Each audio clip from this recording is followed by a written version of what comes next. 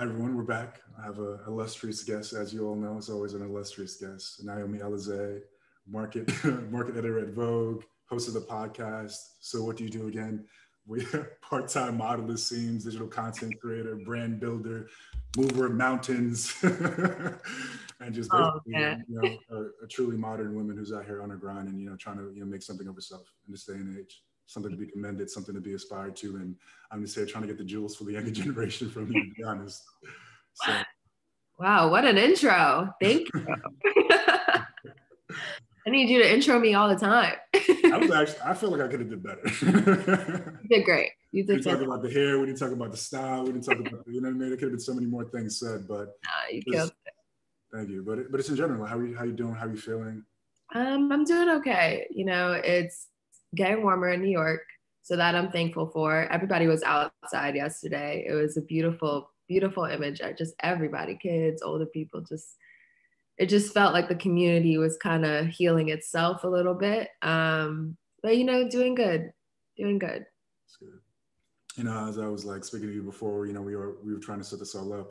I think people see the style, they see the aesthetics, they see the decor, they see the sweater that you have on, and how you like fashion your place. They see aesthetics, and they generally think like, oh, this person, they're just it's strictly visual. There's nothing of substance underneath there. And I think what people fail to realize is that there's an artist behind all these things that they're kind of putting out into the world, and there's a reason for it. And I'm just generally curious, like, how would you define yourself outside of the aesthetic side, outside of your job, outside of your, the things that you push out into the public? How do you generally see yourself? Sorry. I'm sorry. So that's a difficult question, I know. It is a difficult question. I think especially after this past year, it's been a very eye-opening experience for myself, just with the pandemic and losing my mom. I think for me, that's a question I've been asking myself every day. And what exactly are my true interests? What exactly is my true self? Because you kind of get caught up in the industry, and in the industry you work in, especially in fashion. And you tend to lose yourself. And for me, I feel like I'm a pretty down-to-earth, honest person. My mom really instilled in me the qualities of being a go-getter and constantly working towards what I want and working towards what I deserve as well, and not letting, anyone kind of deter me or tell me, oh, maybe you shouldn't do that. But it's been such an interesting process, because I definitely feel over the last 6 months, I've lost a lot of who I am, a loss of, I don't know, I think with the loss of my mother went with kind of this identity that I thought I was, or who I may have once thought was. So I don't have an amazing, brilliant answer for this, because I'm still figuring it out. And I think what a lot of people with their perception of me, especially with Instagram and just with my job, I think they think like, oh, I have it all, when really I don't. And I'm just like a 26-year-old still figuring it out. And I truly do not have anything figured out. I feel like I have an identity crisis every day. So I think also that just makes me feel a little bit more like real and connected, and people can identify with me, because I don't know, I don't put on a facade that everything's okay. I try to keep it real, because I know how that can affect other people, especially on Instagram.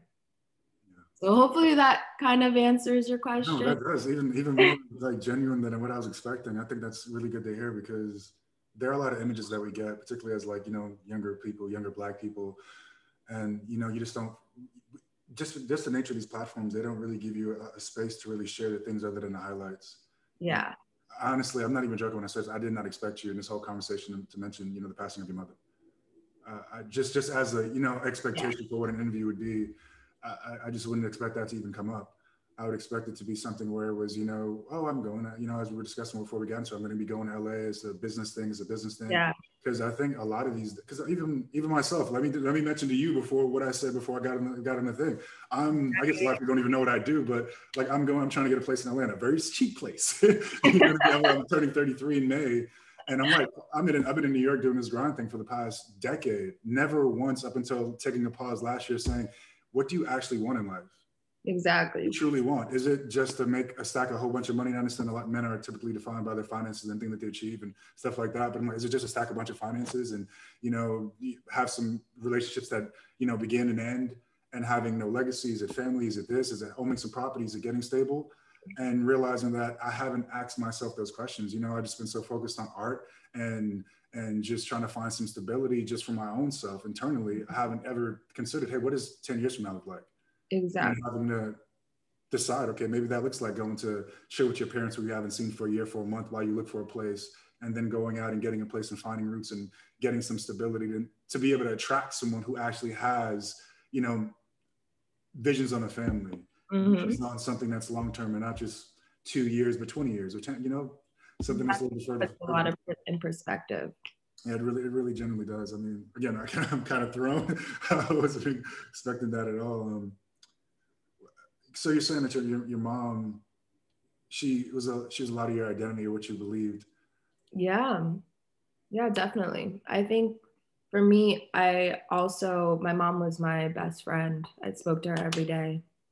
And I think for me now, it's kind of difficult because a lot of decisions are being made and are being done and outside of my own control. And I don't have that person to kind of bounce ideas off of or kind of, your mom to guide you.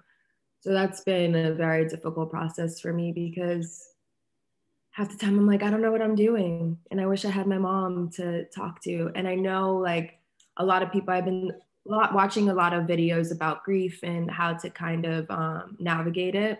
And a lot of people like tell you just close your eyes and imagine what your mom would be saying or whoever you lost would be saying.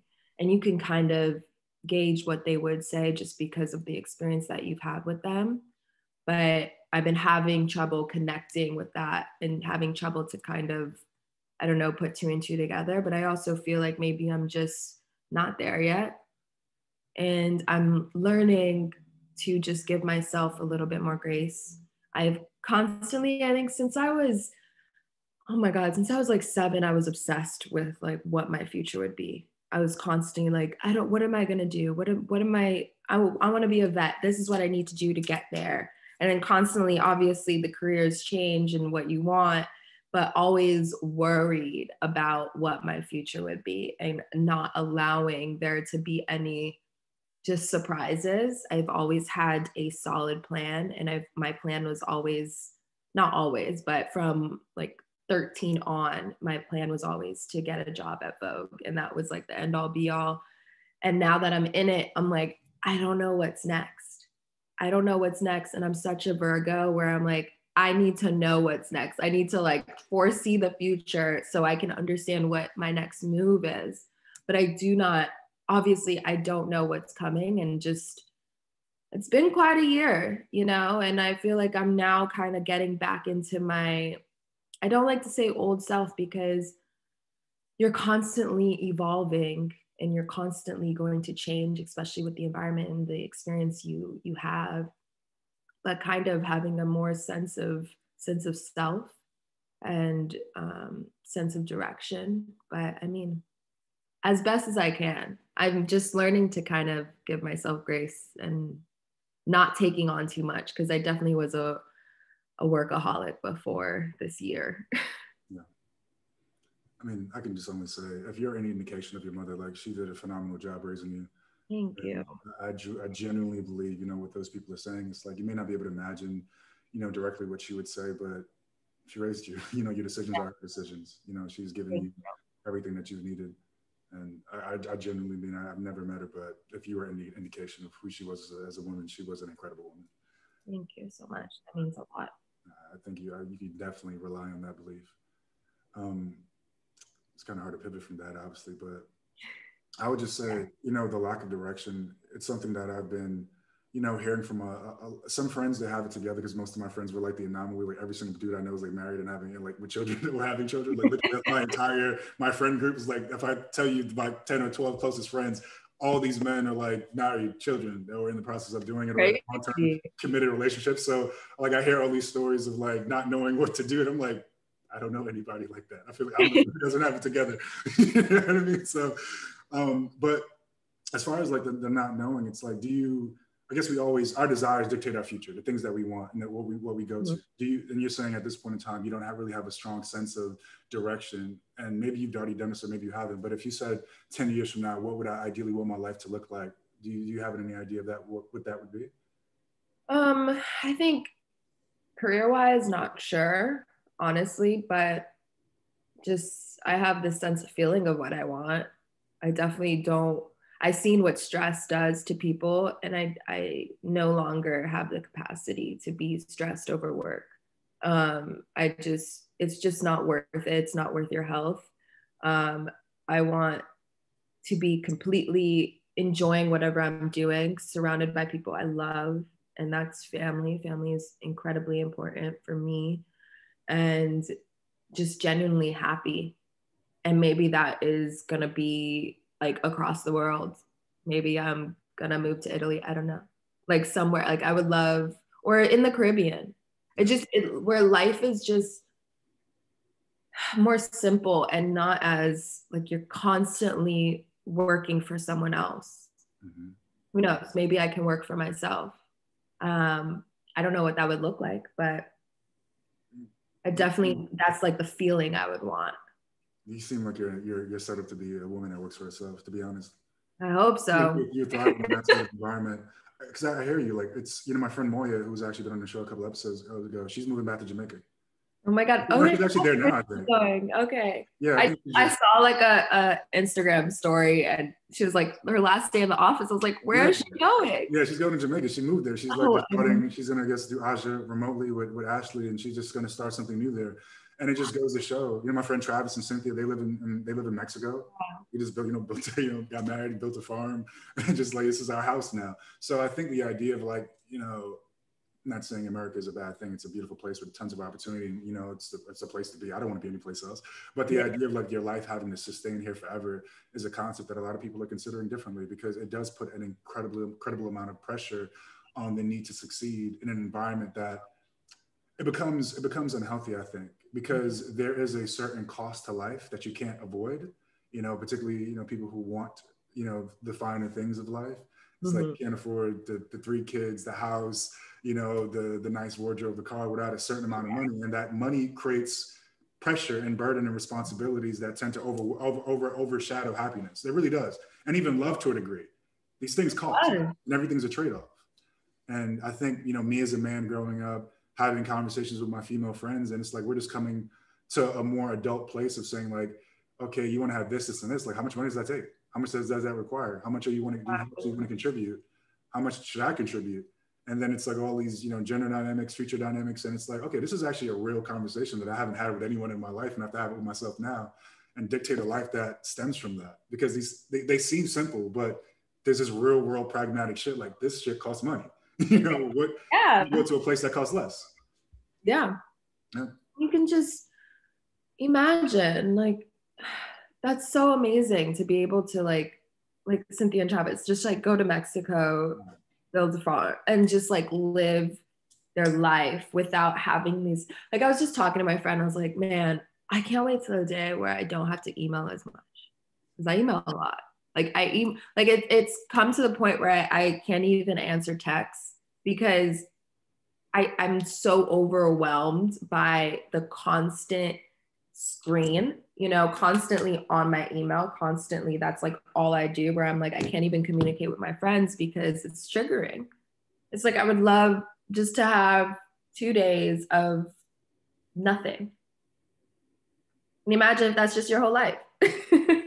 No, I don't have push notifications on my phone. I'm in a corporate job right now, but I don't do that whole, it's different for you because it's no choice. I understand how your world looks. I don't have one email pop up on my phone. There's nothing. That's good. I get to it when I get to it. I just check it all the time. Don't get me wrong. I check it like every 5 or 10 minutes, but I don't want it on my phone. It's triggering. It's just like, I don't want to feel like this constant anxiety, because what happens, even when it's not going off, you're expecting it to go off.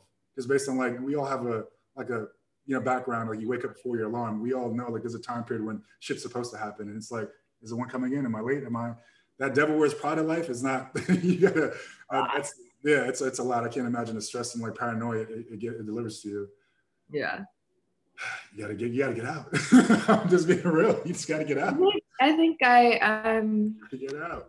I think I just want, I don't know what I want. I think I just need an extended time off. Yeah, maybe take a sabbatical. I took one a couple of years ago in 2018. I just took 3 months off from everything. So I'm going to walk on the road and I just traveled. I came back, every job was still there. Actually I got a raise, got a promotion actually when I came back. I love that. You know, they realized how much they actually needed me. So that's so true.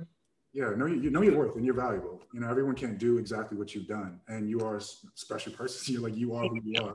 So I wouldn't, in any way, shape, or form, think that you have less abundance than what you do have.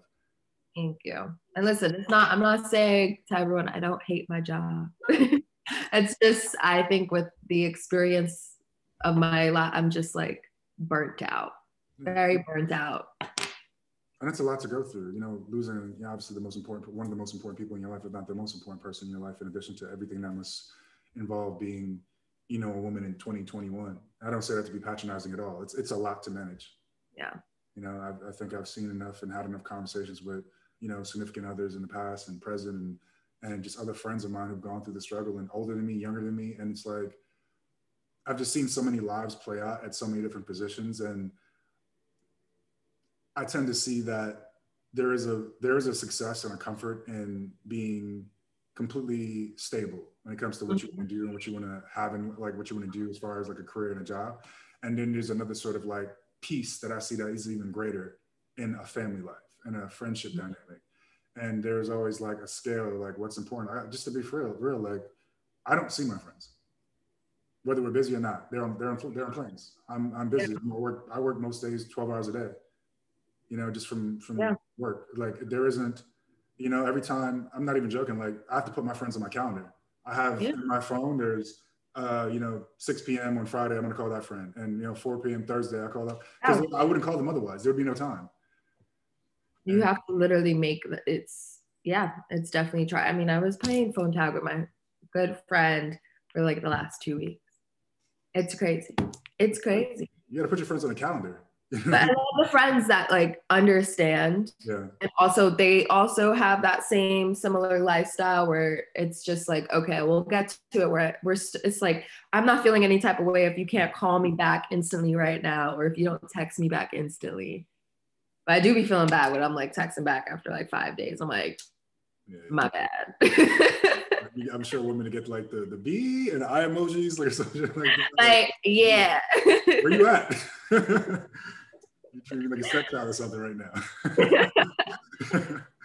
But yeah, I'm hopefully we'll find some balance in it all. I know we're in a very I just keep telling myself we're in like an uncharted territory. Like this sort of like modern male, modern man, modern woman dynamic is like the first of its kind, and there's going to be like bumps in the road. You know, I think a lot of us, we're not very traditional, so we can't expect traditional outcomes. You know, and we should all like just give ourselves some grace, as you're saying, and realizing that we're literally the first generation going through all this like this new mixture of partnerships and, you know, women having more autonomy and more control of their lives and more, you know, ability to flex, like say, I want this, and hopefully to be able to get that, and, you know, get dudes in their program and men trying to put women in their program, and, you know, businesses trying to put everybody else on their program. So there's a lot of negotiations going on right now. And it's either you just like put yourself in a traditional space, and that goes for everyone. And if you're happy with that, good. And if you're not, you're gonna have to expect some bumps in the road. You know, you just want it to be, you go to, you know, you have a man and a baby and, you know, go home and be a housewife. Like if anything other than that comes with risk, anything other than that comes with like a requirement that life is going to be uneasy, and there's going to be a lot of conversations and a lot of negotiations. And I think we tend to discount how much like relating needs to go into that, and how much understanding of what you truly want, because we all need the same thing. Exactly. You know, like just the constant exposure to what other people are doing, where you don't even know what exactly you even want for yourself, because you're constantly seeing what other people have. And so it's just comparison, and then you just get lost in it. You get lost in what needs to be done for yourself and what will make you happy. I could talk about it for days. We're gonna eventually jump over this. I just wasn't expecting to get this real, but it's just like I love it. I love it too. Like, this is the conversation I wanted to have. Thank you. Like, this is what the show's about, not the surface shit. So I'm glad we're doing it, because it's even like that comparison shopping shit. It's like you see the person with everything, but you don't know what they're sacrificing to have it. And that goes in a number of different ways, whether it's their health, their time, their self-worth in their mind, or any other compromises that you see. So I look at every single thing and I know there's a cost. Every single thing that's worth having is going to come with the losing of something else. So that's why it's like, it's really genuine. I can't even hammer the point anymore. You have to know what you want, because you're always going to lose everything else that you don't have. You know, like, it's just a fact of life. And I've just come to accept that, internalize that, and just say, it is what it is. Make sure you know yourself, know what you want, know what you can handle, not just in the short term, but the long term, because you just may end up getting it. Exactly. And manifestation, manifest. Yeah. I need to like actually write down, I just haven't gotten to it, but like I've been seeing a lot of people doing like manifestation journals, which I think is so true, because if you write down what you want for yourself and you kind of visualize it on paper, it will come to fruition. Like it will happen. And that's what I did when I was in high school. Like I had the Vogue masthead on my inspiration board. I had a bunch of things on there and I made it happen. But I mean, I wonder also, just as you're growing up, you kind of lose touch with that, your like youthful self. Like, not everyone's still youthful, but going back to like pre-college years where just any and everything was possible. So that's also what I'm trying to connect back with, because I feel like I was just constantly searching for the next thing, constantly looking for new inspiration, constantly reading and just listening to music. And I think now with work and just like having a boyfriend, and you just have all these things going on, you don't make enough time for yourself to kind of go back into that, I don't know, that kid-like stage where you can just have fun and explore. Like we were painting the other day, or not the other day, last week, and it was so nice. I'm no painter. Listen, I'm not about to be in no galleries, but it was just so nice to just let your mind go free and just do what you want, and just do something with your hands, create something. So manifestation and opening up your creativity. That's actually a good self-help tip. You know, I found that I don't paint enough, but it's because every time I'm painting, I'm trying to make a Picasso or something like that, right? I can't even draw, and I'm over here like, this must be good. So I need to, find some like self-care activities that aren't correlated to an outcome. You know, it's like time is so precious. It's like even when you're doing self-care, it has to be like the best self-care. I know. You know, like I need to have the best massage. I need to go to the best spa, or you know, I haven't had a massage in like 10 years, but like the best massage. You know, like so it's like even the self-care tends to be a competition at times, and that's even with yourself. Like, there's no one around. It's really crazy. I never even thought of that, because that's so true. You be looking, you're like, nah, I need to go to the best spot. And then you're sitting there comparing things for like a month before you even book it. That's so true. They gotta have the right crystals. But that's the quartz. I don't want the quartz. I want the emerald or whatever it is. Like I need the right energy. Change the crystals in here. These are not the best crystals, like Kanye comes into some shit like, these are the crystals you need, Sway. You know, so trust me. But yeah, I mean, I guess we just, you know, damn, there's not even time for self-care. That is true shit. I just had a reflection. But you gotta make the time. I made the time this morning, like right before this. Mm-hmm. And it's like, you just gotta do it for yourself, because if you don't take care of yourself, also radical self-care too, not just like on the outside, not just like doing your face mask and everything. Like it's about like meditation, it's about like affirmations. And listen, I'm saying it, but that doesn't mean like I do it every day. I'm still working on trying to keep on top of that radical self-care. But it's so, you just have to make the time, because you will literally lose your mind if you know, like we've been saying, like if you lose touch with yourself, you will lose it. And I'm like one of those persons. So hear it from me. Try to like connect back with yourself and understand what you're feeling. And if you, and stop, like, this is just from my own experience. I know I'm a little off topic right now, but I'm such like a people pleaser, and I say yes to anything and everything because I don't want to let anyone down. But I've learned in like the last like 7 months to just kind of slow down and just say no. Like if I can't do this like IG live, I don't like, it's not going to be the end of the world. Or if I can't do this like blog interview, it's not the end of the world. Or like a panel for kids, like as much, like I love giving advice to people and I love helping others, especially kids who are growing up who want to work in the fashion industry.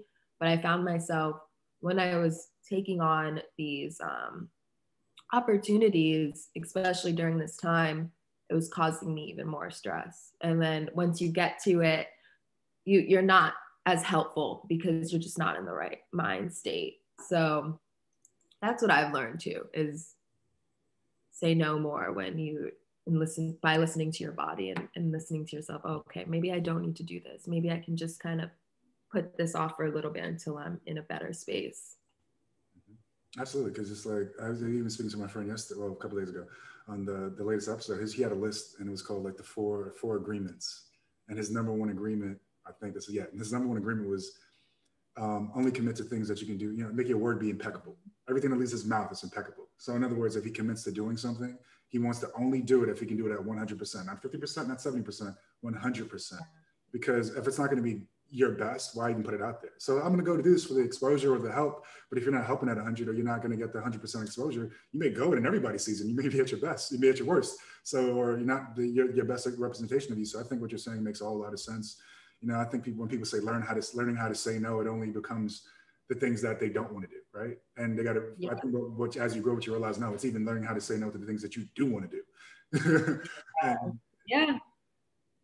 That's so true. And it's heartbreaking to say no to the things you really want to do as well. Cause it's like, damn, this is an opportunity for me. And maybe it can, I don't know, progress my career or give me like certain types of knowledge that maybe I need or whatever, but you just got to do it. I mean, like that's part of the reason why right now my podcast, So What Do You Do Again, is on hold, is just, I do not have the capacity for it right now. As much as I have people messaging me like, oh, when are there going to be new episodes? Like, this is so helpful. And it like pains me to be like, it's on a hold and I'm not sure when it's coming back. But like, I'm at, like right when my mom was like, the last 3 months, I was still doing the podcast. I was still doing interviews because I felt this pressure that I needed to put out an interview like every week. And I needed it to come out because this is what was expected. This is what people want. And then if I don't, then people who want to see me fail, whoever those people are, this is just like, I'm not saying that there are people like that, but it's just in my head, like, oh, maybe people want to see me fail, whatever. Then I'm giving into it.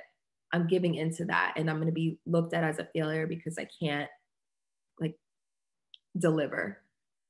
And it was like up until the last month where I was like, I need to stop because it's causing me intense stress. And if I'm just half-assing these interviews with women who I admire, who I want to be put in the best light because they are incredible women, then it's not benefiting anyone. So I put it on a hold.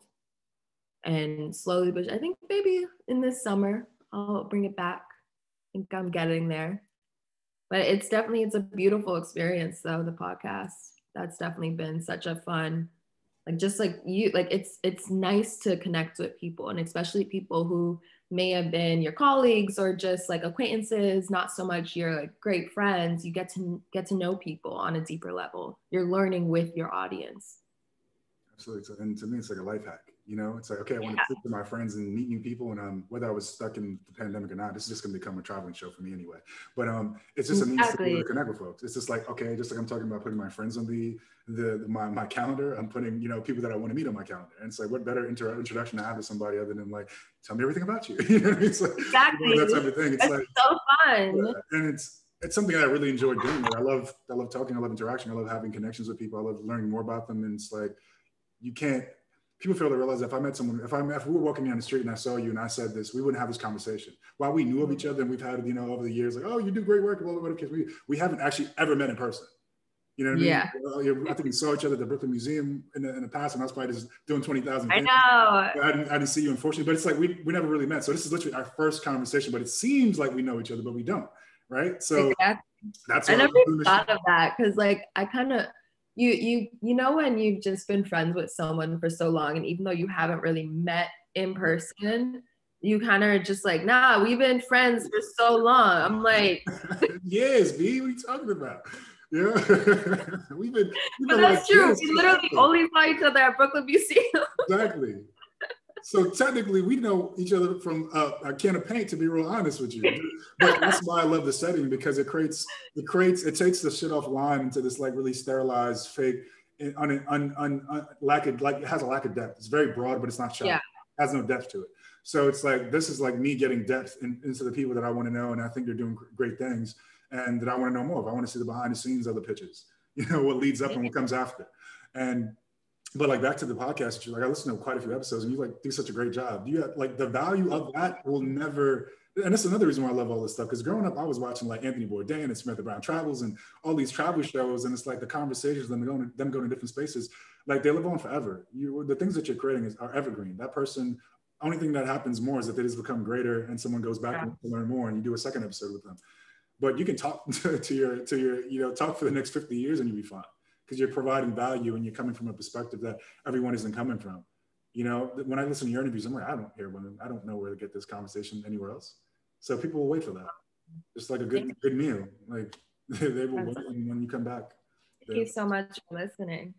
Yeah, it's great. Like, Thank you. But it's like it's funny because every time someone tells me they listen to it, I'm like, really? Because it's just like I truly created it. I wanted it to get in front of people, and I wanted it especially for like college students or high school students. I really wanted them to like use it as a tool for them, because I didn't have that growing up. Like, and especially like seeing Black women thrive in fashion, that was like unheard of when I was growing up. And I honestly didn't think I had the capability to make it in the industry, truly. And I want to like bring awareness, like, yeah, you can.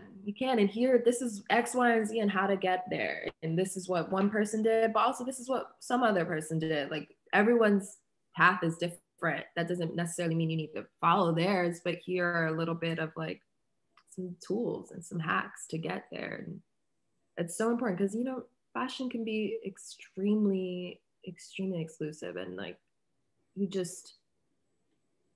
have to like gnaw at it to get in there even now. So I want to make it easier for the person who's coming behind me, because why not? Because then they're going to make it easier for the person behind them, and then we can just take over. And as I always said in this shit, like, that's how community's built. Like, the thing that I feel like lost between, I guess, our generation and the one before, and now it's coming back in like full force, is that there was no like roadmap. And that's because most of those our parents, they didn't really know. A lot of them were immigrants. My mom, I was born in Jamaica. I didn't forget my mom was being, I was born in Jamaica. So it's like coming here and doing everything for the like student loans, sure. Like, what it take? I'll take all the money. At 13% interest rate. Okay, should I pay that one back first? I don't know. It's just like every single thing that we're doing, we're like the first of our kind in this new modern world that's being built around us, and we haven't been active in the building of it. So now we're telling the people below us, like, okay, this is all the mistakes that we made or how we went about doing it. Now they know, so when they come into those spaces, they can come in with power and not come in with shame or come in with inadequacy or insecurity. Mm-hmm. And I think it's one thing opening the door and being in a room, it's like, oh shit, I'm in here. What's going on? And it's another thing having that door already open, walking straight in with your neck up, chest up, and walking in and knowing that you belong. And I think that's the generation, we should be doing that. And the generation after us definitely should be, forget opening in a door that you're trying to get in, build your own house, seriously. Yeah. I can see your podcast becoming a very big deal. You know what I mean? And I just want you to know that, like, a very big deal. And I think once you get back to what you want to do, it can be a very big deal. That's all I have to say. I think the women that you have access to and the conversations that you guys are having, I could see that being something that a lot of people would want to be close to and invest in. And have it the work in. I know, but just know that Thank you. Looking on the outside, looking in, that's probably where you should be putting much of your time. Because once you have, I mean, you have a job, let me not be rude, but once you have those sort of credentials, once you have that credential, maintaining it at a certain point in time is diminishing returns. You have the specific 5 letters on the resume that you need to use for the rest of your life to say that you were there. After that point, they serve no purpose to you unless you're trying to be the EIC, you know what I mean? So everything else that you do after that is just, I did it, I passed that test, and then it's like on to the test. That's what I've seen my friends do, other, you know, women, men, etc. It's just like, it's on the resume, I checked it off, good. What else do I need to do now and use that as leverage? But whatever, everything's beautiful over there, I love that place. Next, let me just get some actual questions I was thinking about. Let's go. Not that I want to get to that, I just want to make sure I'm not missing anything that actually, oh, this is what I did want to ask you, because we have deep questions over here.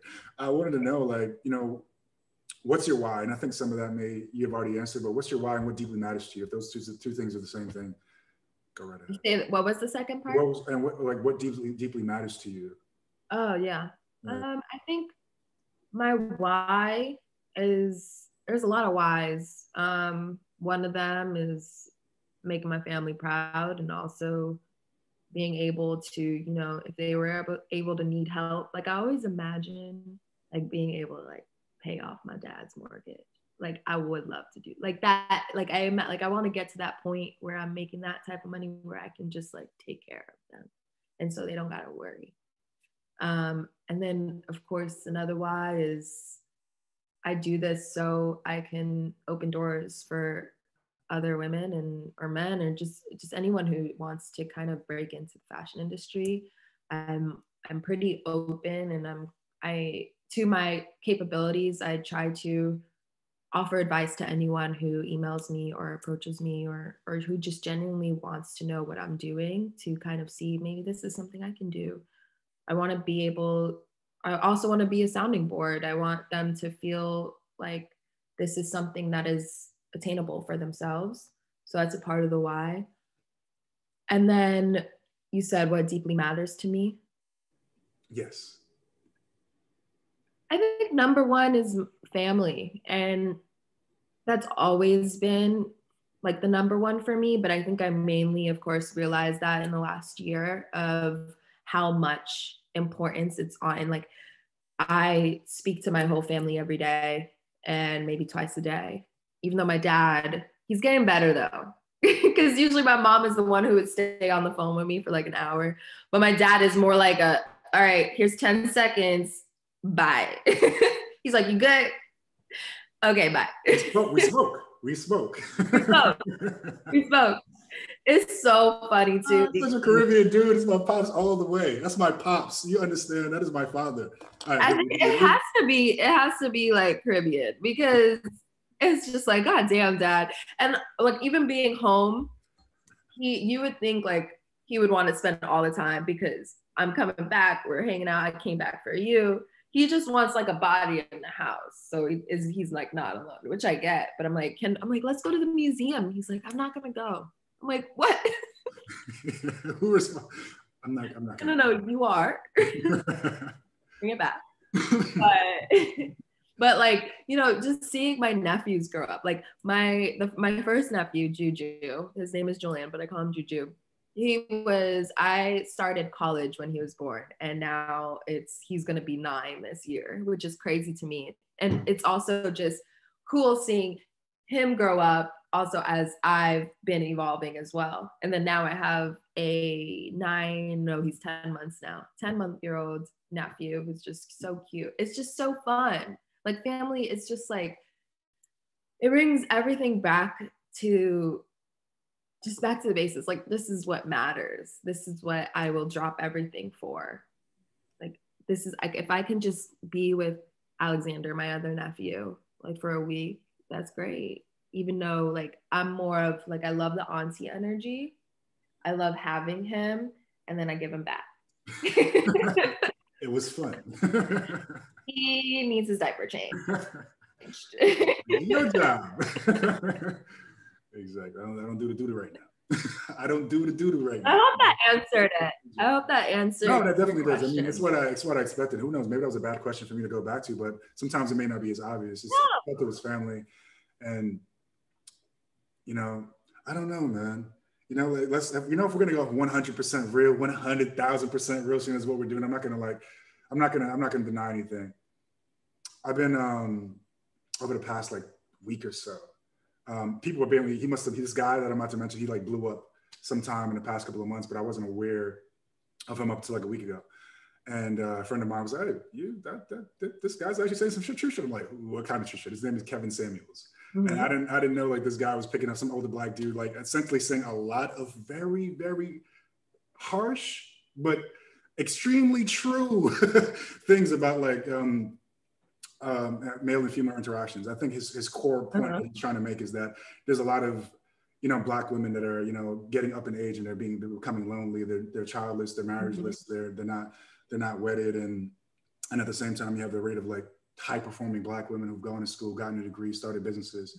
And there's this tension starting with like the family dynamic in the Black neighborhood or in the Black community, because we're marrying at a rate rather than 80% a few decades ago.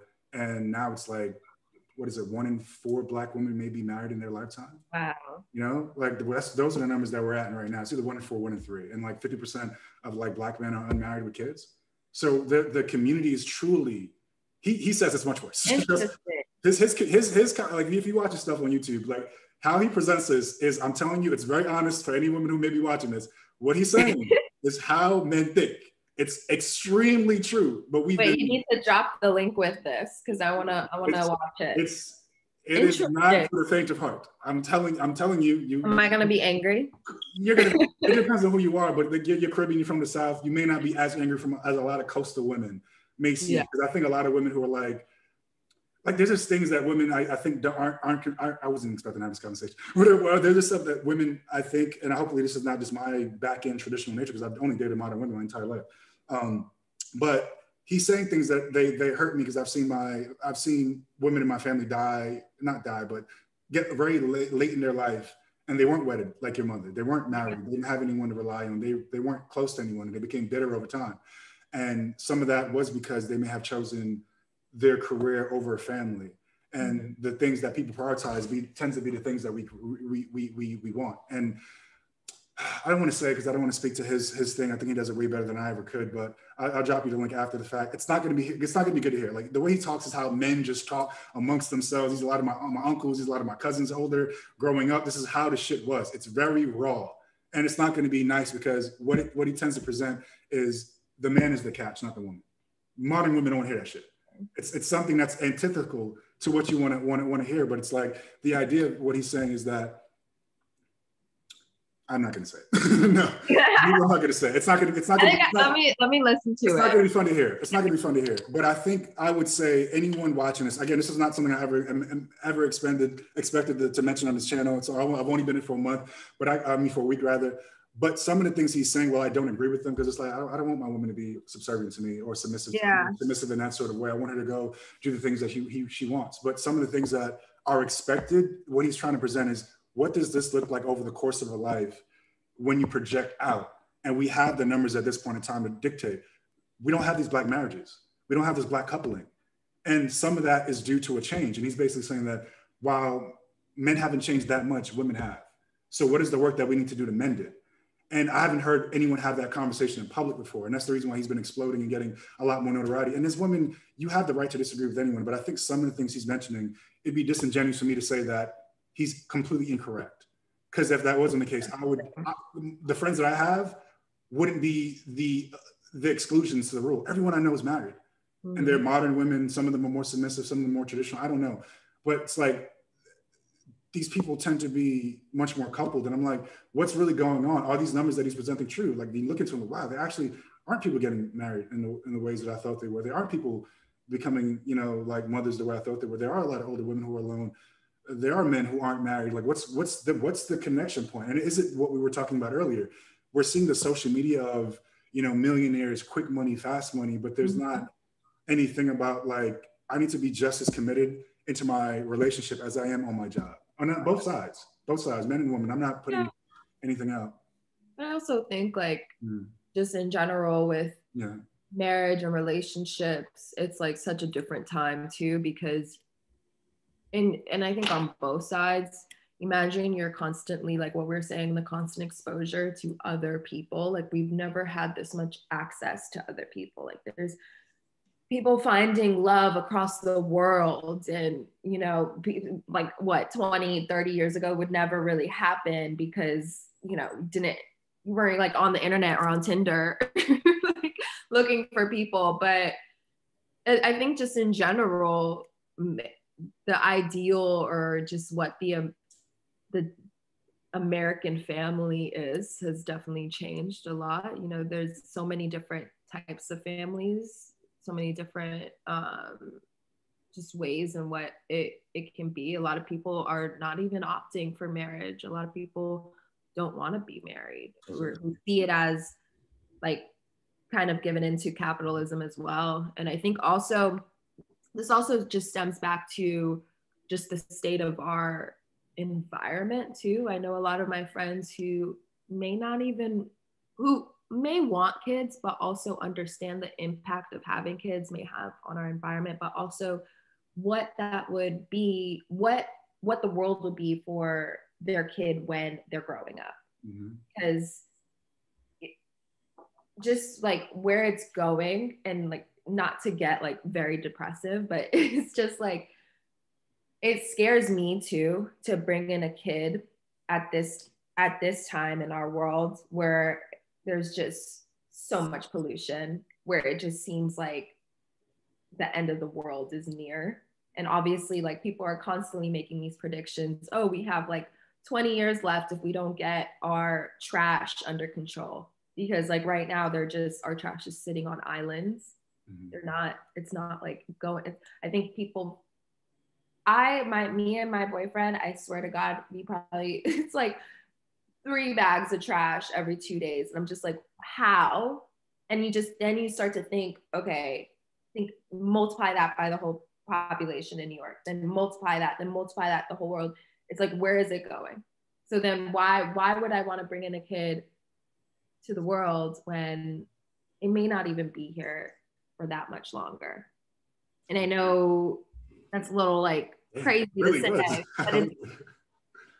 but that's also been weighing on my head, because I want kids, but I also am like, am I being selfish for wanting kids, especially when I know when the future is so like it's just so up in the air. Like you can't predict. Well, you can predict, but you just don't really know what can happen. And also just like state of politics. I don't want to, half the time I'm like, I don't want to raise my kids in America, especially with, I'm going to go off on a tangent if I keep talking, but like basically, go ahead.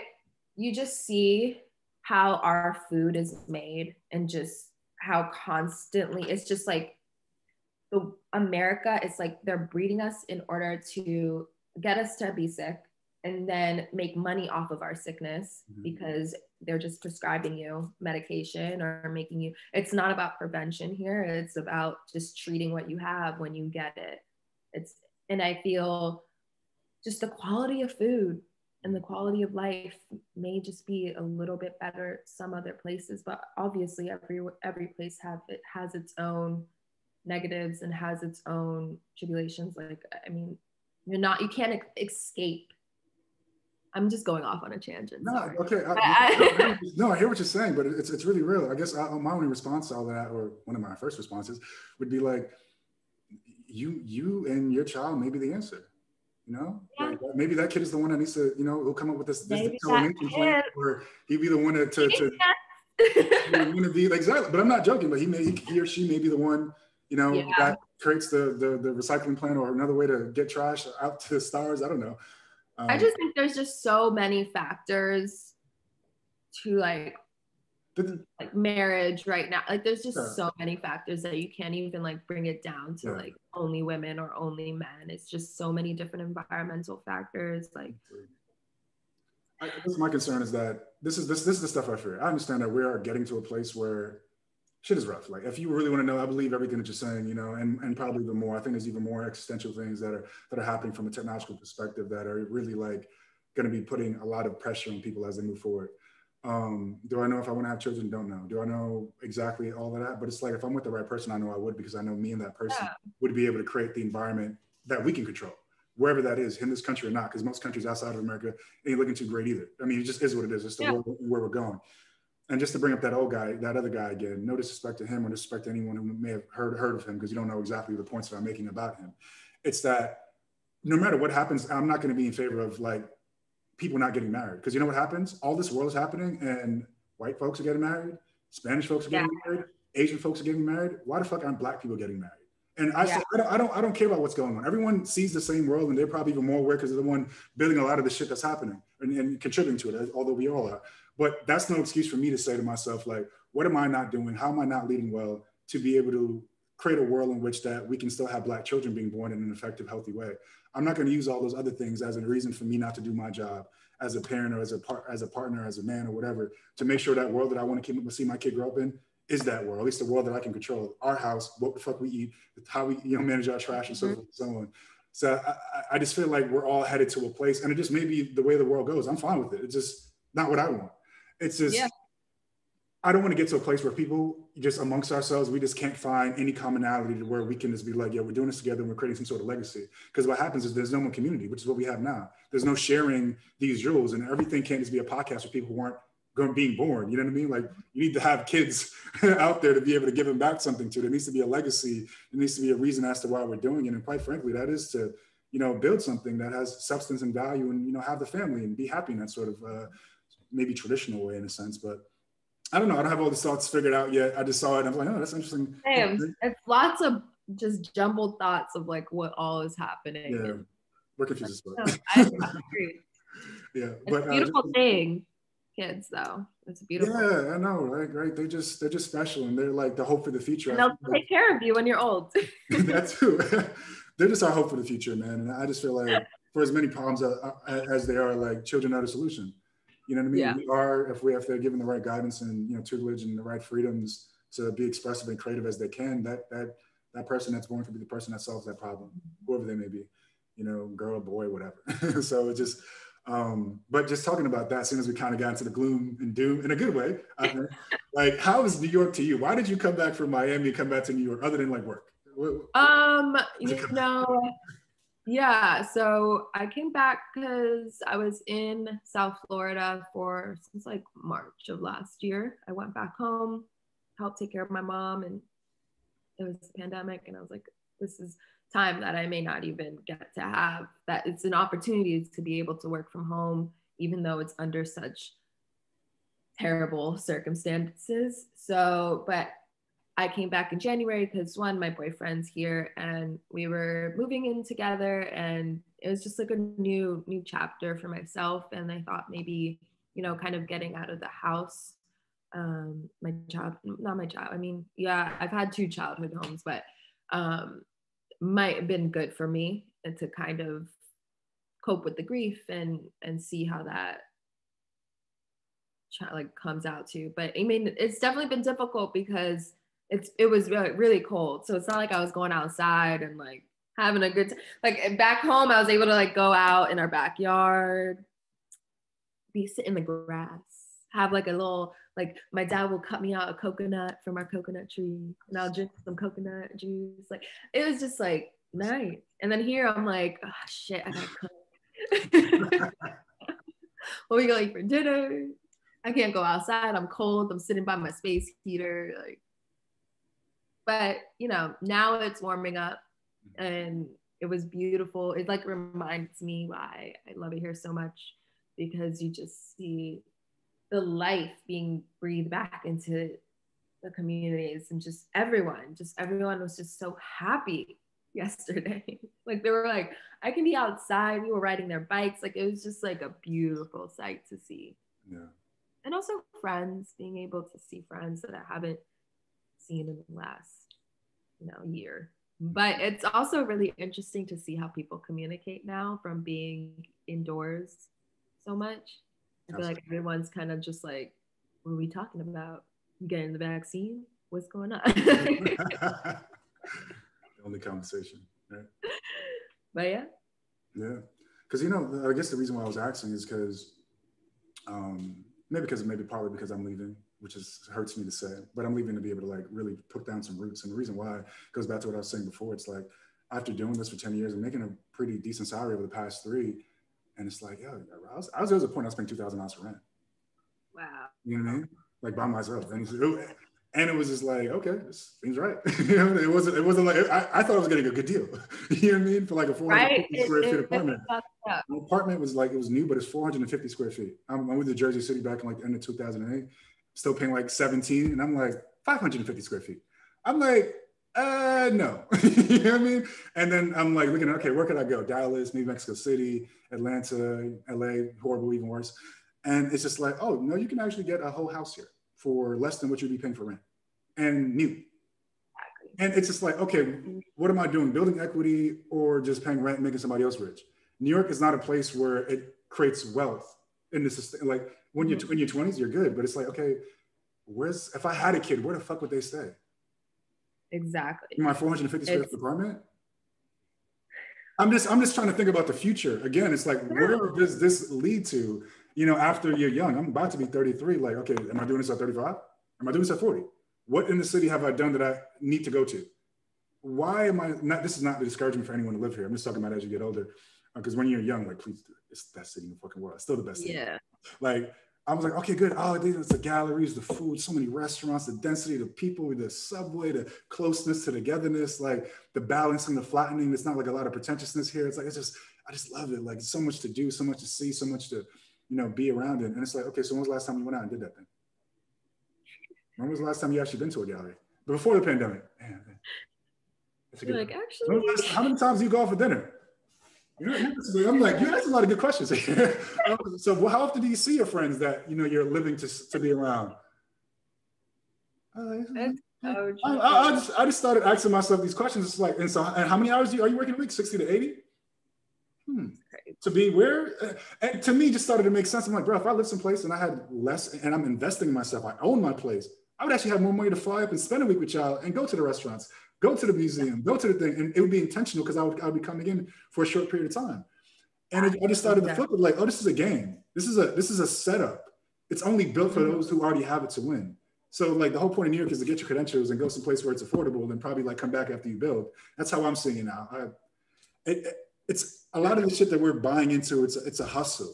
And don't get me wrong, there's proximity, particularly before we got so globalized and digitized, where it was like, if you weren't in New York, I don't know how you're gonna do it. But now there's people popping off in Nashville and Kansas, like wherever you are, in Africa, Nigeria, like wherever you are, as long as you have the talent, you're gonna be fine. As long as you're mobile and you can do it, if you're doing it, everyone's gonna see it. It's gonna eventually get out there. So the idea of spending 3/4 of your salary just trying to have a place to live doesn't make sense to me.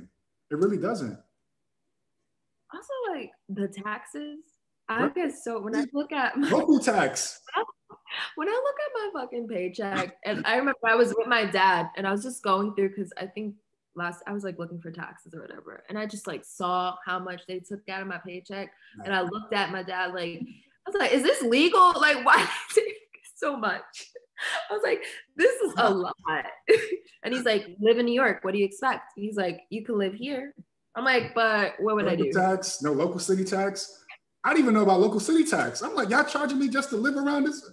Yeah. Crazy. It's crazy. It's true. Like money makes money. Like it's very difficult. I mean, but also there's people that make it happen. Of course. All power to them. But just saying, like when I think about building a family and like you're like where you're at right now, like laying down some roots. Like I want to own a house with a backyard. Yes.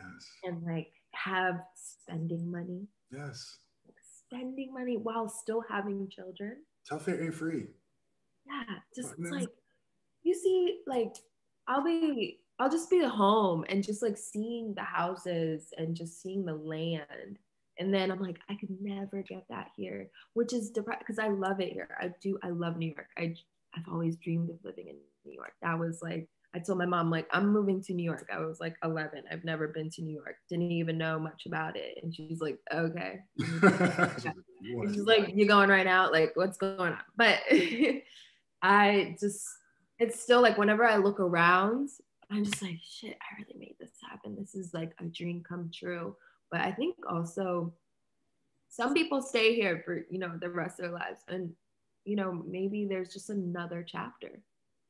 Maybe you just have to live somewhere else.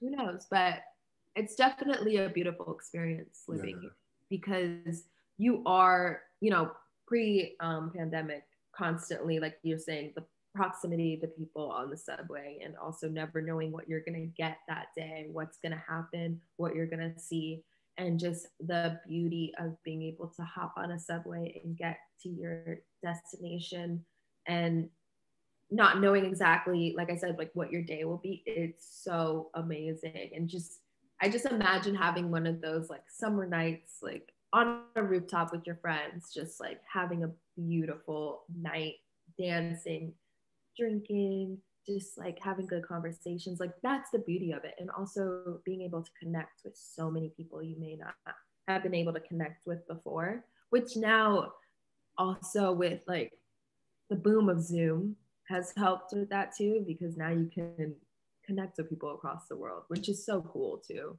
Yeah. So cool. So yeah, I mean, there's so much beauty in living in New York, and I couldn't imagine leaving for like another, I don't know.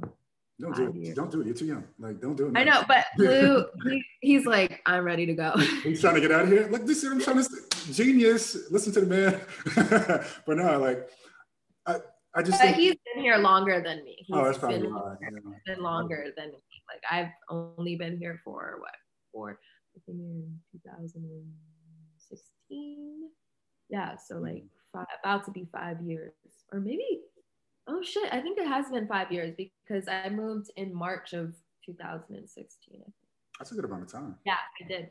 That's a good amount of time. I moved, like right for my internship, and then just like graduated and then came back. You got another 5 years in you, I think. Yeah, I think so. Yeah. I think so, but I mean, don't tell Blue. he's gonna see this like 5 months. But no, yeah, it's a real thing, man. Like I would recommend everyone coming to New York and live for a while. I mean, provided that it maintains being New York as it's supposed to be. I know there's been like 10% of jobs have been lost over the past like year. They haven't come back. So there is like this existential thing of like economics being like a real issue. And a lot of those places that we like going to, they're like subsidized by rich folks, and then moving out and going to the world and going to these different places. Those places that we're accustomed to being around, the galleries, all the restaurants. I don't know how many exactly of those are going to come back, but just per square block, there's still going to be much more than anywhere else in the world. So it's still going to be New York. Even New York at its worst is going to be better than that. Yeah, right. I'm just being real with y'all, man. There's no New York. Yeah, the worst day. And you're so like, damn, I love it here. It just feels like it's a sign of the universe, man. Like you said, like I wrote in the book, like it's just a place where literally any and everything can happen in an instant. Like your whole entire life can change walking down a block. And there's not many places like that in the world that exist. And maybe New York, London, Paris, possibly Atlanta spots where I've seen. But, you know, even still, it's like you just got to realize at what period in your life you are to have that. Because sometimes I'm like, I'm not walking down the street for magic. I want to go home. You know what I mean? Like I want to be in my crib. I want to lay down. Backyard, full, single. You know, nice furniture. Furniture is expensive, B. Oh my God! I'm like, I can't even afford. So expensive. I didn't notice. I mean, I grew up and I realized it, but it's like I'm looking at stuff. I'm like, I didn't really know. On couch. I didn't really know. Like I honestly, and I wondered why growing up, like my parents would always drag me to the furniture store, and I'd be like, "Yo, why do you need another couch?" But you know, like Haitian people, they love their couches. Like we have 4 couches in my house, and it's like this is so extra. Like the living room is like 2 couches. And I'm just like, why do we need these 2 couches? But like they love furniture. And then I started to realize as we got in this new place, and it's a beautiful space. We have a lot more space than we both have ever had in New York. But furnishing it, crazy. And also like wanting like vintage, like designer stuff. Like you really have to drop some cash. Even on aftermarket, even resale, even on Facebook Marketplace, even on Craigslist is money. Like these things are expensive. I have a separate Instagram that I just follow all these furniture, like in New York furniture spots, because a lot of times they'll have like really good deals. Like our travertine marble table, we got a really good deal for it. But it's like you really got to get it when it posts, or other people are gonna, like, people are just like there's such a big market right now for just resale and furniture as well, but I'm barely there. Like I told myself by this time I would be fully furnished, and I'm no, not there at all. It's just a hustle, man. Like, and it's funny. And you know, this is something I've noticed over the years, is different experiences. I've known people who've like, oh damn, I shouldn't. Well, whatever. Over my years, like, I know people who have like beautiful homes, beautiful houses. Like, I mean, them and their families, they have like, they're just together. They got it. They live in Soho. They got the whatchamacallit. They have all the beautiful furniture. You live in Tribeca, and you go over and like, yo, this place is incredible, and like all the finest things. And then it's like you come to find out they're like renting their place. I'm like, but your furniture would be like a house. You have house level. You have like more money in your furniture to buy like a house someplace else. And it's like, but I get it. It's just what you want. You know, maybe if you want to, you just gotta live that life, and hopefully you can maintain it. But it's just like, I've just really done a lot of like soul searching over the past year and realized like, I need to stop thinking short term, because without thinking long term, you're never gonna get to those long term goals, because your habits, your desires are your future. And it's sort of like sporadic. It's gonna come to me when it comes type shit. It's cute, and it does work like that because you can manifest, but you got to know what you want to manifest. And I just been trying to like do more about just knowing what I want to manifest, the vibes, the relationship, the spaces, like everything just matters. Because even when you get it, you got to know how to maintain it. And that goes with knowing it. Because everything in life, like people say, you want to be balanced, you want to be balanced. I've never been deluded enough to believe in balance. I don't believe in it. There's no such thing as balance. There's just priorities, and that's all it is. It's like, I want to do everything, I want to have it, but I can't do it all right now. So I need to prioritize this right now, get it done, do it 100%, and I'm gonna get back to whatever else I got to do after or later or before. And once I just realized that, it's starting to put a lot more things in life into perspective. Is like, what can you really do at your 100%, at your best, and not multitask it out, because you're just gonna get 50 to 50. So yeah. So true. I love that you're doing that for yourself. That's good. Thank you. I don't know what else. I know you probably got to go pretty soon. I think we spoke about most of the things that I wanted to get on. Actually, there's one more thing. Okay. I did want to ask you about like building a personal brand, like, because I've seen you come from like a few thousand to like, I don't know exactly where you are now, but at least tens of thousands, to 20 or whatever. Okay. Like, how was that like path, and what was the purpose of building that? You know, I think as I was getting in my career, building my career, I noticed, I was like, in my head, like, okay, I need to really build my social presence, because even though a lot of employers and all the people say, oh, we don't look at your social media, but it can give you some leverage, especially in your job, because, you know, once you have a certain type of audience and a certain amount of audience, you can leverage that in your work and maybe get exposed to different opportunities that you may not be exposed to before. But also, I'm not telling everyone like you need to be posting all day, every day. Like, no, like just do it to your own liking and what you have the capacity to. I know I don't post a lot. I'm trying to kind of post more because it's fun. It can be fun, but also trying not to have that stigma around it, and posting for other people, making sure that it's going back to things that I like and not being so concerned about the perception of what I'm posting.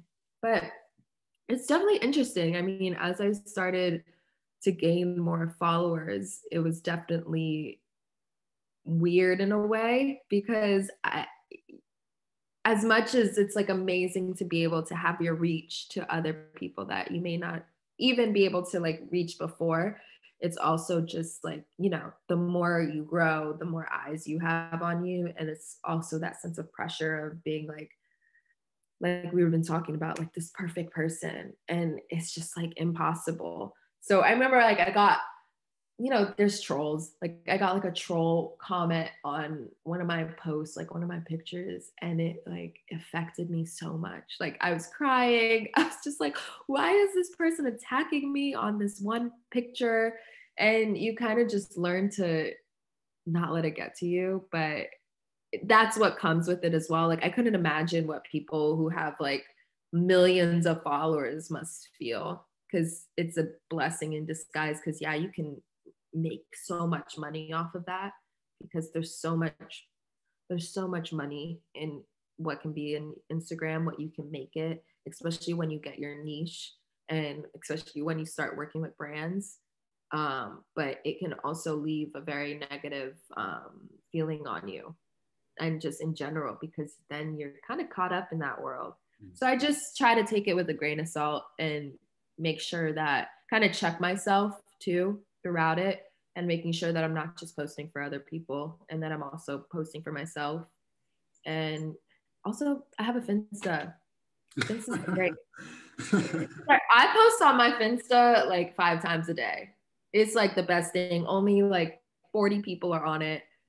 That is like also my just like escape too, because that's where you just like your closest friends, and I'm posting like super blurry photos of like random stuff, like the cats in my backyard. It's great. Exactly. You have that real release.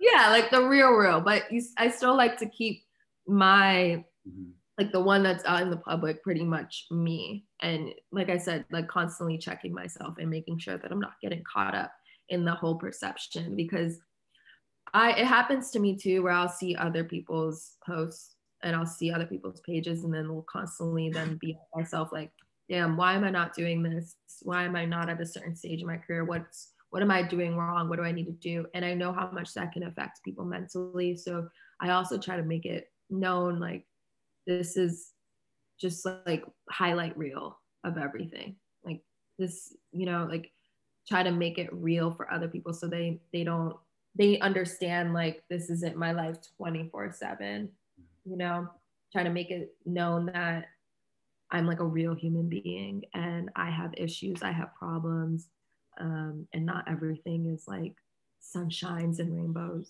Like it's, I'm a real person. So I hope that answers the question. No, it does. It absolutely does. No, seriously, because I mean, I think a lot of people, we kind of discussed it earlier as well. Just you can be led to believe that all you should, be doing is just trying to build that brand and not realize, because you see other people and what they have and not realize what they're doing to get it or how their finances truly look like. And, there's an economy in building a brand at this point in time. Like, it's like if you were, I know people don't probably perceive it like this, but if I'm someone trying to build a brand or build a business, which is what you're trying to do a business of yourself, not saying that you do this, but there are people who say, this is a business, I'll take out a loan to invest in the business of me and live a life that I truly can't afford. Right. But because I'm building, because I mean, if I was building building a store, I'd probably take out a loan to buy the inventory, to buy the building, to get the rent, down payment, 20%, whatever the case may be. So people are just doing that 20% for them. Okay, I'm going to go with 20% on this bag, or 20% on that shirt, or 20% on this to get the fashion down, or get whatever else that they're building, or rent a car if you're a dude or some shit like that. And a lot of it is, I won't even be as mean to say it's an illusion, although some of it is. It's just an investment that may not be backed by true wealth. And I just see a lot of young people, my sister who's younger than me, and the different people like looking at those things, and I tell her, hey, this is not, everything that you see isn't necessarily what someone owns, right? Just because someone can, even if someone can buy something, doesn't mean they can actually afford it, In the fashion industry, because a lot of like the bloggers, or especially during fashion week, a lot of the editors or the bloggers, and I used to think this, and like when I was in college, like how do they afford all this, like new bags, new outfits every day, and twice a day. Some of them it's on loan. Most of the time it's on loan, which is amazing. I think it's a great marketing tactic for the brands, because you're constantly like, take it, like if someone is pushing a product and you see your favorite influencers wearing it, you're going to want it. And I've definitely fallen victim to that whole set. Like I'll buy something if I see, I'm like, actually, this is nice. But there's also a negative to it, because then people who may not be so aware of what the practices are and what's going on, they think, oh, this is they own this, and how I need to buy this. I need to buy this also, like constantly trying to keep up with appearances, which this is why I think it's great that now there's having like a lot of the influencers and just content creators that are like, you have to label it as an ad. And also some people are being like, this is loaned, I bought this, or gifted. I think that's really good too, just for younger kids to kind of see that they don't need to go out and buy the latest Gucci bag. Just like save your money if you can. Like, I also too, like when it comes like with just like Instagram in general, I've seen so many of my friends who've made it their complete career, and it's such a new process, and it's so cool to think about that. It obviously has its negatives, but it's just crazy how some people have truly turned Instagram into their career, and they can just make so much money off of posts, so much money. And it's just, I don't know, it's just interesting to me. Yeah, that's what I meant about that business loan. Because Yeah. it is a business. It's real business. It's like the business of me. It's just a new. Crazy. Yeah, That's cool though. It's really cool. I can say to myself 100%, seeing it all develop over time, I didn't see that coming. Oh yeah, I mean, I didn't see that one coming. my first Instagram picture was I got Instagram in 2012 going into college, because it was like Facebook before that. Like Facebook was cool, and I was like, I'm not getting on Instagram. Like I just got Facebook. This is for like the grown and sexy people, yeah. And I'm on it. And my first picture on Instagram was a picture of like my laptop, literally with the decal holding an apple. And I'm just like, doesn't even say, like, it was just the most basic thing. I think I had one of the Instagram filters on it. It's definitely cool to see how it's evolved over the last like 10, 12 years. But I don't know if it's going anywhere. I don't think it is, but I mean, I wonder what the next one. I mean, TikTok. Yeah, I figured TikTok, which I'm not going to sign up. I've been so reluctant to get every social media. I've been always the last person, and it's always like some business shit that leads me there. But that's the world. That's the world. Like the world is, that's the reason why I'm doing these now, because the world is, and it's an attention-based economy. Maybe the Instagram thing would have been more obvious if I took it from a perspective of like, where are people looking? And anywhere someone looks, someone's going to pay for them if you can get the eyeballs there. So it's like, I should have just realized, TV? Are people going to look at Instagram? Are they going to look at Tumblr? Anywhere where someone's looking, there's likely to be money to come afterwards. So yeah, like TikTok, it's insane. I kind of like TikTok more than Instagram now. I don't post on TikTok. I just like watch the videos. But I found myself like I needed to like buy a mop, but I also wanted to be like a vacuum mop. I found myself going on TikTok and looking up reviews on TikTok. Instead of TikTok? Like, yeah. Like people review. Like there's such a crazy market like off of TikTok. Like people, like think about it. The music industry has changed because of TikTok. Because there's songs that are going viral on there. Like the Mike Posner song just went viral again. And I was like, wait, I love this song. This is when I was in like middle school. This is great. I love this song and I'm glad it's coming back. But like the music industry is changing. Also like just, you can go, if one product, like a beauty product goes viral, it's like you can change your whole business plan. It is quite, and that's another discussion, but it is quite an interesting app as well. I downloaded it and I got a bit like I knew I was old because I was like, whoa, this shit is a lot. Like I was like, whoa. And I realized it's a lot of information. I deleted it right after. I tried it like a couple weeks ago. I was like, this shit is a lot going on here. But I got to do it and take my time and stop being a lead light and realize what it is. I didn't realize there was that much going on with it. But I mean, the thing about it, which I did download it for, is because it has no social graph. So it doesn't have the thing that Instagram built in where you got to like pay to boost shit to people that already are following me. What sense does that make? Like, and it's just dumb. Like Instagram has a few. It's on its last legs, whether they realize it or not. Like if I can't reach to the people that are already following me, what's the purpose of me posting? And you're not even paying me for my engagement, like other platforms do. It's stupid. Instagram is not for. The problem is they're just not for the people anymore. They're just really looking at profit. So, and I mean, profit all for them. There is no sharing economy there at all. Like every way they want to cut, and it's just the way their business model is. I get it. Like their stakeholders are the people that they're trying to serve, or the shareholders of the company, and board members and shit like that. Not the people using the platform. Yeah. So, good luck. Good luck. People are gonna go other places where they feel like they can be better served.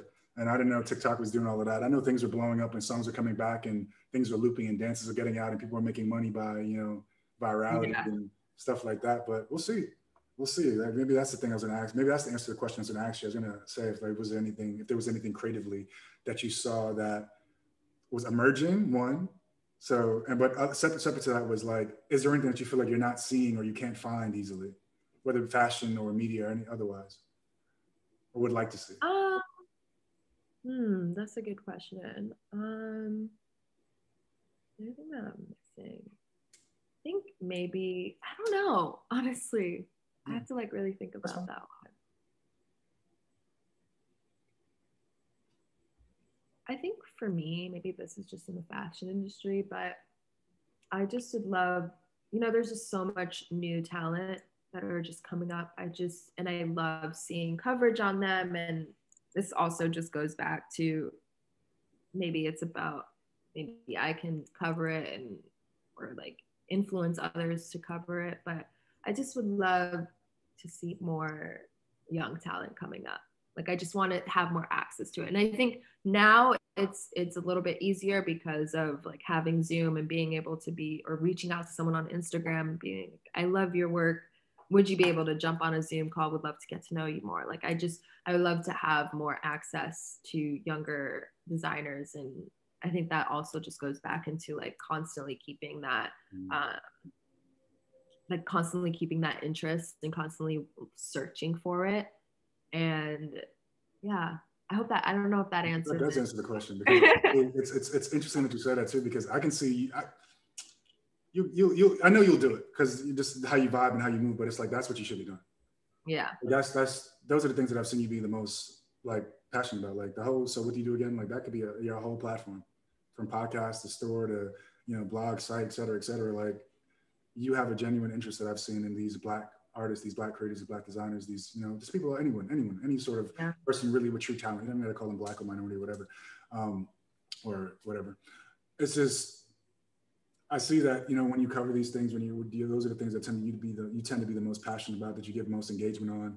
And I feel like if you can do that more in any way, that you build out your life in the future, it would be to your benefit and the benefit of those that you see. Because you've like put me on to people I've never even heard of. I'm like, what? Who's that? Oh, that person's cool. They're doing like this and that. And like, whether it was Glaze, NYC back in the day, like years ago, the girls from Glaze, and just a bunch of, like, I think I probably first heard of Pierre Moss from you on your one of your stories years ago. Like, I mean, the first time, and just on and on and on. And it's like, there's just that sort of thing that you see and you can identify and then engage and have that personality where people feel invited into the fray with, is something that you should definitely like just leverage up. Everything that's like where I feel like your true heart would like be the most powerful at. But that's just me. I'll sell it to you. No, thank you. Yeah. You offered me a lot of guidance. Thank you. You gave me a lot of information. I got to get TikTok and I got to get my life together. I really appreciate you just sharing as much as you did, really, really honestly, really, really intimately. I didn't expect it to go here at all. I'm glad it did, because these are the conversations I love, because this can't be replicated or duplicated anywhere else. Like, I want to get behind like the resumes in a way, and just the thinking and the shit that's going on in life and the future and shit like that. So this has been phenomenal for me. Shout out some Black folks doing some flash shit. Which brands have you come across that you think are great? Oh my God, there's so many. I mean, my friend Savannah, who is just killing it. She was previously at a PR company, but she went on her own and is now just like, one of her clients is my good friend Sade Mims of Vidas, and she's just killing it. Just getting back-to-back press clippings for her clients. It's just beautiful to see her just shine.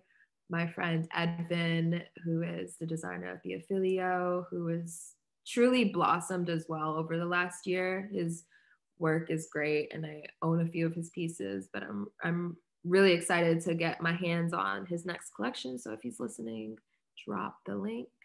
And there's just so many. I'm trying to think of who else I can shout out real quick. I always have to give love to my Glaze girls, because Bana and Shelby, because I've seen them grind for like the last 3 years, and it's just so beautiful to continue to see them evolve. And they just did this whole collab with Life Water, and I'm just always constantly inspired by them. Yeah, but there's so many more. Shout out, although they don't need any more shouting out. Shout out Ashley and Moya from Aja. Oh my God, yes. Open up their store. Favorite girls. Oh my God, they are truly the most genuine and real people. And we got like lunch before, and I just remember sitting there being like, I love these girls. Like they are incredible, and I want to just see their brand skyrocket and just to see them grow as well. And I have yet to be able to go to their new store, but I'm just like so happy for them. Yes. So happy for they're incredibly talented. It's, seeing them over the past years, because like I feel like I've dropped in at all these different stages from, I don't know, maybe over the past 5 years. And at every stage is just like this hustler's mentality, like super grind, super like everything ups, downs, lows, highs. And they just never stopped. And they've always been true to their vision, true to their, the thing that they were trying to build, true to the passion. And with so much intention. Integrity. Yeah, intention, integrity, and just follow through, like a serious hustle. I don't know, man. Like we're really in a new world, and yeah. I think just incredibly blessed to be surrounded by these types of people and constantly be inspired, and just you have to truly surround yourself with the people that you would love to, like, who are at the stage in which you want to be at, or that they constantly are keeping your mind going. It's so important. Yeah, I think on that note, I may have to just let you go because I know I'm taking up a lot of your time so far, but I just want to say thank you. Thank you for being an inspiration. Thank you for being so honest. Thank you for sharing. And just, thank you for being who you are. Honestly, I think a lot of people will benefit from this conversation. I know I did. And, I think we're in good hands. I think we're in good hands. I think the future's Thank you so much for having me. A huge honor. And I love what you're doing, and keep it up. Keep going. And keep doing it when you're in Atlanta in your new home that you'll own. That is the plan.